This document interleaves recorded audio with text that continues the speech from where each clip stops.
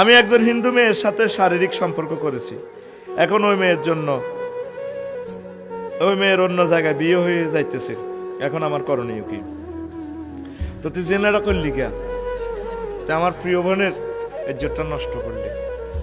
তোর সাথে যেহেতু প্রেম হয়ে গেছে, প্রেম তো জায়েজ নাই, তুই তারা অফার দিতি, প্রিয় বোন মুসলমান হয়ে যাও, আমরা দুইজন ঘর বানাবো, দুনিয়াতে আমাদের একটা বাড়ি থাকবে, জান্নাতেও একটা বাড়ি থাকবে।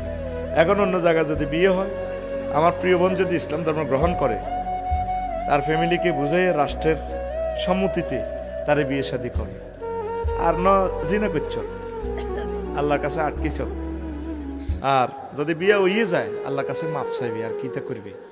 ইসলামী স্টেট কায়েম হইলে যদি ঠিকই দরা খাইতি বাইতুল মোকাররমে, তোরে ফাঁতরে ফাঁতরে তোরে উড়াই লেত। এখন কিতা করবি? তুই যেহেতু অবিবাহিত, তুই 100 দররা নিজে নিজে আল্লাহর কাছে কানবি, আল্লাহ আমি ভুল করছি, নফস রাখতে আরি কিতা করতাম, আপনারা মাফ করে দেন। সব সময় কানবি, কোরআন গবেষণা কর, জিকির কর, আল্লাহ মাফ করে দিবেন ইনশাআল্লাহ। আমিন।